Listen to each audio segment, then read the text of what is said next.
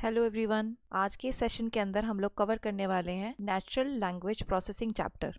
इस चैप्टर के अंदर हम लोग इस डोमेन के बारे में पढ़ने वाले हैं। अभी तक हमने देखा कि एआई के 3 डोमेन्स होते हैं, जिन डोमेन्स में से सबसे पहला डोमेन डेटा साइंस, फिर कंप्यूटर विजन और third one natural language processing यानी कि एनएलपी डोमेन, जिसको कॉमनली हम लोग एनएलपी बोलते हैं, जो कि as a data natural languages को यूज करता है, जिसे ह्यूमंस अपनी डेली लाइफ में यूज करते हैं और इस पे एनएलपी ऑपरेट करता है। एनएलपी एआई की ही एक सब फील्ड है जो कि इस बात पे फोकस करती है कि कैसे कंप्यूटर्स को अनेबल किया जाए कि वो ह्यूमन लैंग्वेज को प्रोसेस कर पाए और अंडरस्टैंड कर पाए, ताकि वो रिप्लाईज ह्यूमन लैंग्वेज जैसे ही किसी लैंग्वेज में दे पाए। हमने टाइप्स ऑफ इंटेलिजेंस के अंदर एक इंटेलिजेंस पढ़ी थी जिसका नाम था लिंग्विस्टिक इंटेलिजेंस, यानी कि एक ह्यूमन अगर एक लैंग्वेज में एक से ज्यादा लैंग्वेज में कैपेबल है, उसे पढ़ने में, लिखने में, समझने में, तो उसके पास होती है लिंग्विस्टिक इंटेलिजेंस। और अगर हम उसी इंटेलिजेंस को मशीन के अंदर डालना चाहते हैं तो ये चीज हम कर सकते हैं with the help of NLP domain, ताकि जो मशीन्स हैं वो एक या एक से ज्यादा लैंग्वेज को प्रोसेस कर पाए, अंडरस्टैंड कर पाए और उनके साथ में काम कर पाए। एनएलपी डोमेन की मदद से नेचुरल लैंग्वेज प्रोसेसिंग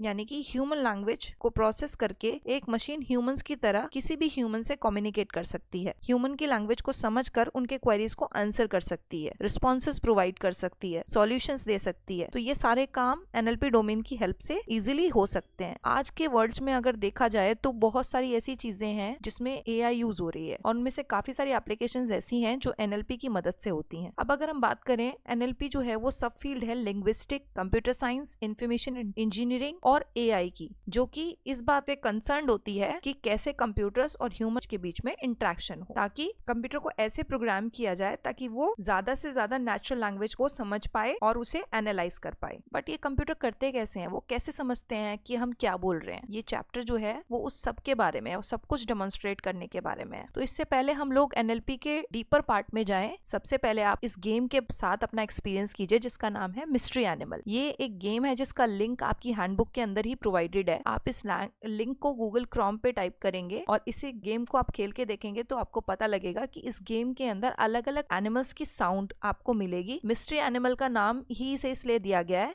क्योंकि वहाँ पे एनिमल्स के साउंड को रिकॉग्नाइज करना ही इस गेम का गोल है।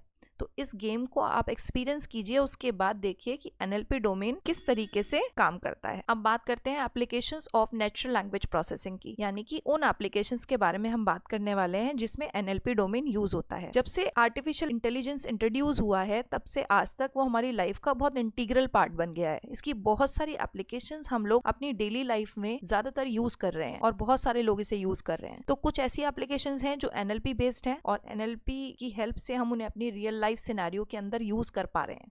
तो उनमें से कौन कौन सी ऐसी एप्लीकेशंस हैं जिसमें सबसे पहले हम लोग बात कर रहे हैं ऑटोमेटिक समराइजेशन की। हम सब चाहते हैं कि हमें एक specific important piece of information मिले, उसमें से हमें एक बहुत इंपॉर्टेंट स्पेसिफिक पार्ट चाहिए होता है जो कि कंसर्न्ड हो उसी चीज के बारे में जिसके बारे में हम जानना चाहते हैं। तो अगर ऑटोमेटिक समराइजेशन की हम बात करें तो ये किस चीज से रेलेवेंट है? ये सिर्फ समराइज नहीं करता डॉक्यूमेंट्स के मीनिंग को और उसकी इंफॉर्मेशन को, बल्कि ये उसके इमोशनल मीनिंग को भी अंडरस्टैंड करता है। तो automatic summarization is specially relevant when used to provide an overview of a news item और ब्लॉग पोस्ट। यानी कि अगर किसी न्यूज आइटम के बारे में बात हो रही है, किसी ब्लॉग पोस्ट के बारे में बात हो रही है, तो वो ब्लॉग किस बारे में था, ऑटोमेटिक समराइजेशन स्पेशली तब ज्यादा रेलेवेंट हो जाता है जब हमें एक न्यूज का एक ओवरव्यू या एक ब्लॉग पोस्ट का ओवरव्यू प्रोवाइड करना हो, जब बहुत सारे डेटा उस न्यूज के बारे में मिल रहे होते हैं, क्योंकि वो इन्फॉर्मेशन मल्टीपल सोर्सेज से आ रही है और वो डेटाबेस इसी वजह से लार्ज होता जा रहा है, मैक्सिमाइज होता जा रहा है। तो उसमें से मीनिंगफुल कंटेंट निकालना, मीनिंगफुल यानी कि उस पूरी न्यूज का या पूरी ब्लॉग पोस्ट का,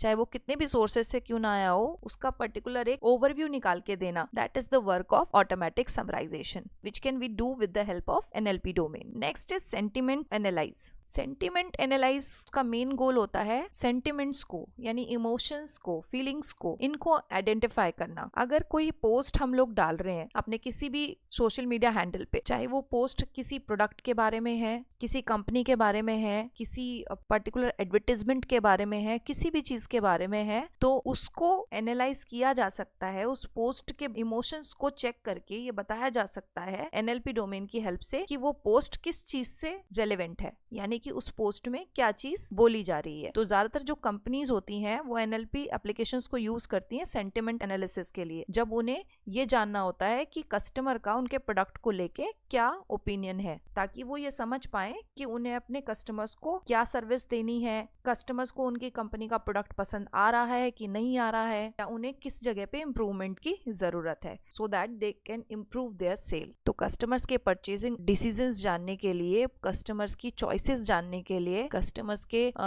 किसी प्रोडक्ट को लेके लाइकिंग और डिसलाइकिंग जानने के लिए एनएलपी डोमेन की हेल्प ली जाती है अलग अलग ऑर्गेनाइजेशंस के थ्रू। नेक्स्ट एप्लीकेशन है टेक्स्ट क्लासिफिकेशन। टेक्स्ट क्लासिफिकेशन वो एप्लीकेशन है जो ये पॉसिबल बनाती है कि आप पर्टिकुलर टाइप के किसी डॉक्यूमेंट को किसी प्री डिफाइंड कैटेगरी के अंदर डाल पाओ और उसे इजीली ऑर्गेनाइज कर पाओ, ताकि आपको जिस टाइम पे जिस तरह की इंफॉर्मेशन की जरूरत है आप उसे सिंपली एक्सेस कर पाओ। जैसे कि यहाँ पे एक इमेज देख रहे हो, इस इमेज में एनएलपी डोमेन की हेल्प से टेक्स्ट क्लासिफिकेशन किया गया, यानी कि अगर कोई टेक्स्ट जो है वो अगर टेक्नोलॉजी से रिलेटेड था, कंसर्न था, तो उस टाइप के टेक्स्ट को या उस टाइप के डॉक्यूमेंट को एक टेक्नोलॉजी नाम की प्री डिफाइंड कैटेगरी के अंदर सेंड कर दिया गया। इसी तरीके से अगर किसी टेक्स्ट या डॉक्यूमेंट में अगर स्पोर्ट्स रिलेटेड कुछ इन्फॉर्मेशन है तो उसको एक प्री डिफाइंड कैटेगरी जिसका नाम स्पोर्ट्स एप्लीकेशन है उसके अंदर फॉरवर्ड कर दिया गया। तो जैसे कि आप एक बहुत अच्छी चीज मैं आपको लाइव एग्जांपल बताती हूँ। हमारी जो ईमेल सर्विसेज होती हैं, उन ईमेल सर्विसेज में आपको डिफरेंट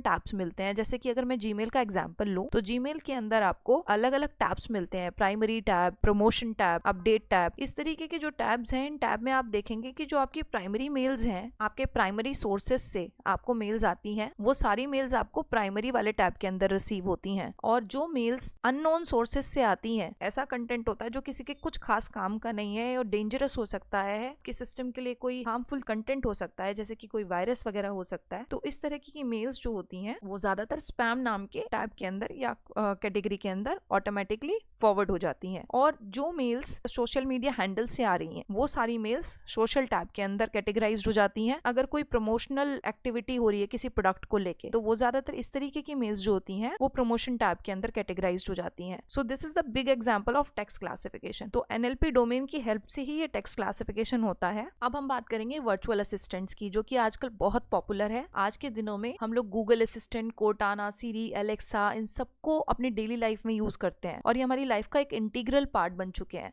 हम इनसे सिर्फ बातें नहीं करते, इवन हमारी लाइफ को इन्होंने बहुत ईजियर बना दिया है। ये हमें हर तरह के डेटा को प्रोवाइड करने का काम, हमारी चीज़ों को ईजी बनाने का काम, कैरी करने का काम, ये सब असिस्टेंट हमारे पर्सनल असिस्टेंट की तरह करते हैं। जैसे कि अगर मुझे कोई अपॉइंटमेंट बुक करना है तो मैं इजीली अपने किसी भी एक इस तरीके के असिस्टेंट को यूज करके वो काम कर सकती हूँ। जैसे कि मेरे फोन में मैंने एक असिस्टेंट यूज करती हूँ मैं, जिसका नाम गूगल असिस्टेंट है। तो मैं ओके गूगल बोल के उस असिस्टेंट को एक्टिव करके अपने फोन के अंदर से कोई भी अपॉइंटमेंट, कोई भी मीटिंग, कोई स्केड्यूल फिक्स कर सकती हूँ। इवन मेरे इंपॉर्टेंट रिमाइंडर्स, मेरे इंपॉर्टेंट डेट्स, मेरे इंपॉर्टेंट मीटिंग्स, इन सबको रिमाइंड करने का काम वो सब भी मेरे वर्चुअल असिस्टेंट मेरे लिए करते हैं। इसके अलावा और भी बहुत सारी ऐसी चीजें हैं। Suppose I am a music lover और मुझे म्यूजिक प्ले करना है, तो उसके लिए मुझे कुछ नहीं करना है, सिर्फ मुझे अपने असिस्टेंट को बोलना है कि play a song for me, और ये असिस्टेंट मेरे लिए वो प्ले कर देगा। तो इस तरीके से हम मल्टीपल टास्क अपनी डेली लाइफ के अपने वर्चुअल असिस्टेंट्स की हेल्प से करते हैं। और ये वर्चुअल असिस्टेंट जिस टेक्नोलॉजी के ऊपर काम कर रहे होते हैं उस टेक्नोलॉजी का नाम है स्पीच रिकॉग्निशन। इस स्पीच रिकॉग्निशन टेक्नोलॉजी की हेल्प से ये असिस्टेंट हमारी सिर्फ स्पीच को, यानी कि अगर मैं एक टेक्नोलॉजी की बात करूं जिसे वर्चुअल असिस्टेंट्स यूज करते हैं, टेक्स्ट टू स्पीच और स्पीच टू टेक्स्ट, इसके थ्रू बोली हुई बात को टेक्स्ट में कन्वर्ट करना, लिखे हुए टेक्स्ट को स्पीच में कन्वर्ट करना, ये असिस्टेंट सिर्फ हमारी स्पीच को डिटेक्ट नहीं करते बल्कि उसमें सेंस भी क्रिएट करते हैं।